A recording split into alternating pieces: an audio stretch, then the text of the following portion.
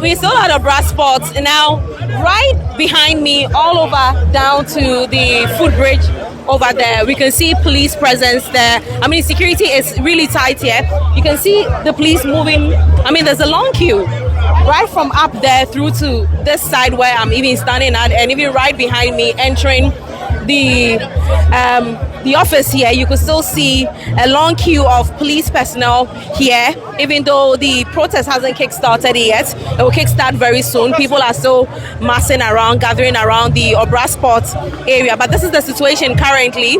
Security is beefing up ahead of the Yesro Ehunehuna protest by the youth of the NPP. IGP, Christian Tete Yehonu, what legacy would you leave?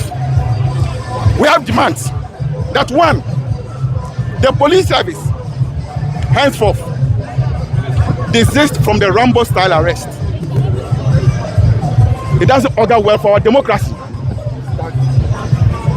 The Rambo style arrest is putting the lives of people in danger. And I'll tell you one thing, that you have cost our regional chairman in Bono East, Chairman Ibrahim, the life of his brother, when police officers broke into his house and shot his brother right in front of them. They were not too sure whether these were police people or bandits. Police service, you are supposed to protect us, not hurt us, not dehumanize us, and not destroy us. Don't allow yourself to be used by the political class to perfect their shenanigans and the attempt to instill the culture of silence in Ghana. Therefore, on behalf of the party, we are presenting this petition to you. Like I said, I wish the IGP was here. But please, kindly, send this to IG and send him the best of our regards. And that as much as we wish him well, if he doesn't sit up, he will leave as a very terrible IG. We decry a certain party that we have noticed over the last few months being arrest, harassment of NPP people, especially issues. Your Excellency, I can mention so many people, young people in the party, who have been arrested for mainly unjustifiable reasons, except to say misdemeanors. This we find very worrying, especially the mode of arrest. Rambo style, heavy-handed, and some of the occasions break of the law and the trampling upon the freedom and liberties of the individuals involved. I can mention to you a young man called Mohammed Ahmad Zakor, who was arrested for a Facebook post. I can mention to you a journalist in the person of God, who was arrested for unknown reasons. Again, another journalist, Okatachie Afifa Mensa, who wrote exams at Gimpa on his way home, was accosted by 3 full pickups, armed men to the teeth, bundled him like a chicken and threw him in their pickup and took him away. Without any warrant and without any explanation, he was taken to the Blue Gate.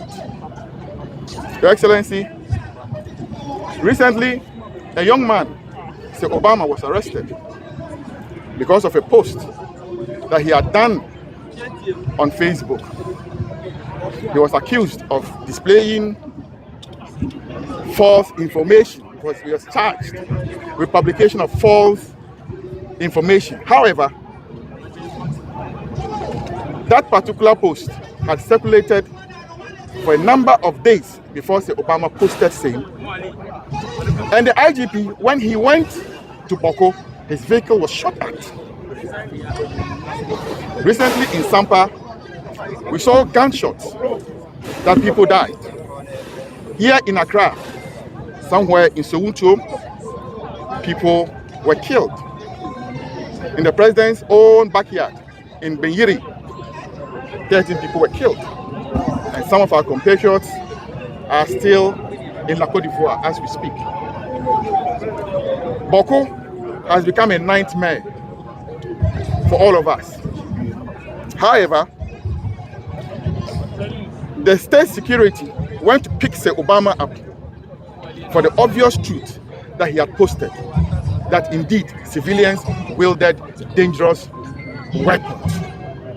Recently, some TikTokers were arrested. Your Excellency, young people, especially of this new generation, are veiled to so many new tools, and new media being one of them. They go to have conversations and have fun on social media.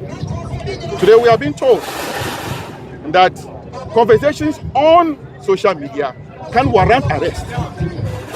That one of the most bizarre cases I can point out to you is that when Fanti Comedy was invited to appear before the police, he went in the company of a friend called Yaira, our North Tongue women organizer. Upon arrival, she, the person who went to accompany a friend whom the police had invited, was now told she was also under arrest and she was taken into custody as well. Your Excellency, recently, 2 young ladies were arrested all the way in Shayasu in Kumasi, Ashanti region on a Friday and brought to Accra without any information to their parents or anybody. The MP of the area was told, and the MP combed all the police stations in Accra here and didn't find them. They simply would not mention where they had kept these young ladies, 24 years and 26. It was an unintentional visit at the CID headquarters that my attention was drawn to the presence of those young ladies. And when I went in, the young ladies were writing their statement without a lawyer. Then I asked the investigator, where is their counsel? They have none. Yet they were being asked to write.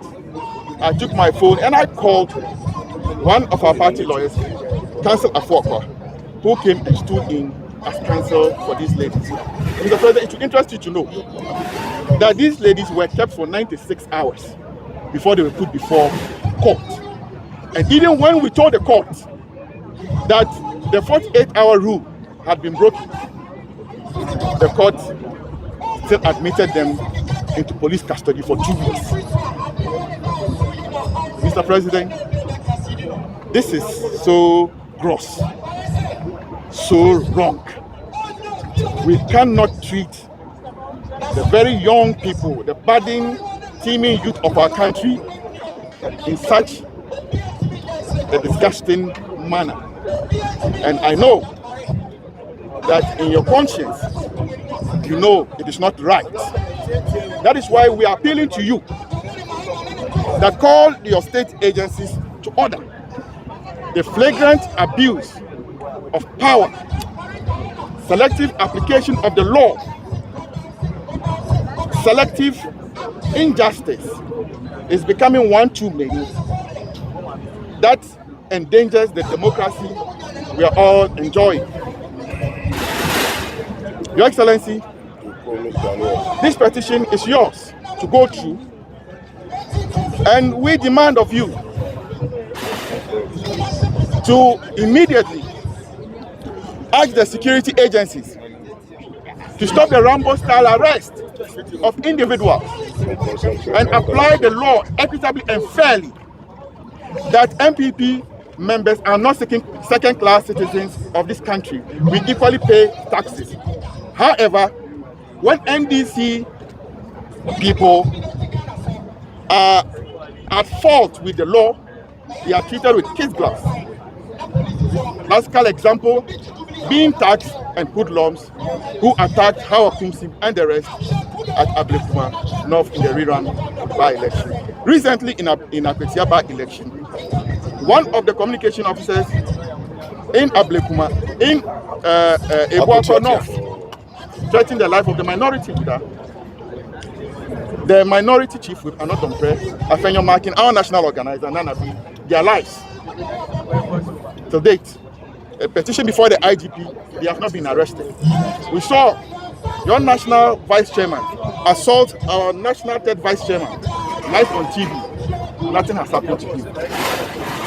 Your Excellency, this cannot be a just society, and this cannot build a viable, thriving, beautiful democracy that works for all of us. That is why we are presenting this petition to you, that ensure fairness amongst the good people of Ghana, as you swore to do right to all manner of persons when you took the oath of office. On behalf of the youth wing and the party, this is petition from us, His Excellency the President.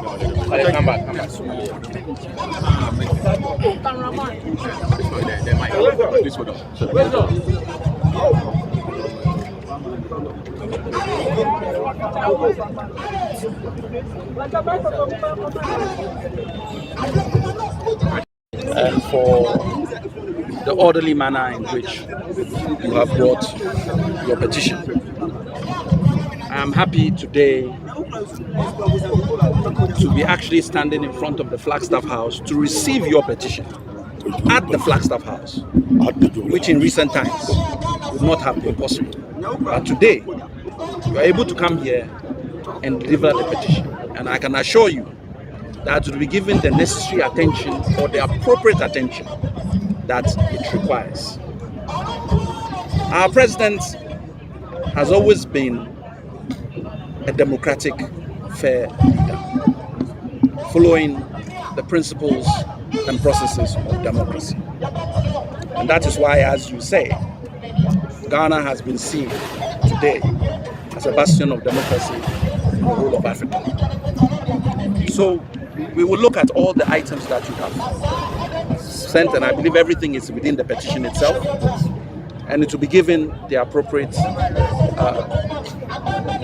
recognition and points that it requires. And it wouldn't be long before potentially we will try and get some response to the petition that has been put forward. On that note, once again, I thank you for the peaceful march that you've held in line with the democratic principles of our democracy.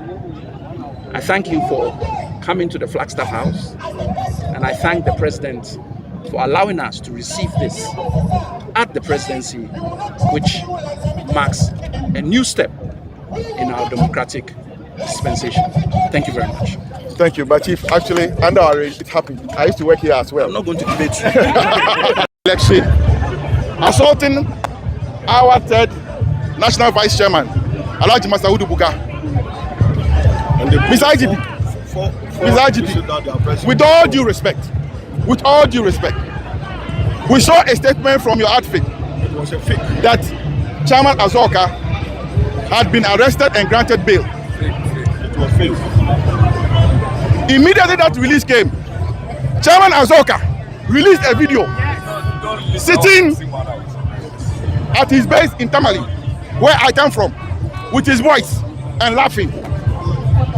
Obviously, laughing at the police, exposing you. Mr. IGP, I know you. I got to know you somewhere 2011 when Young Patriots, which I was a member, were going to organize the first demonstration when the NPP was in opposition. You were then the regional commander here in Greater Accra, so I know you. I fine police officer. Unfortunately, IG, we think you are going to dent your career, and if you don't watch it, if you allow politics to get into your work, you will live with a very bad legacy. I'm sure when we mention IGP Alassane, we can credit something to him. When we mention he has brought to the police service,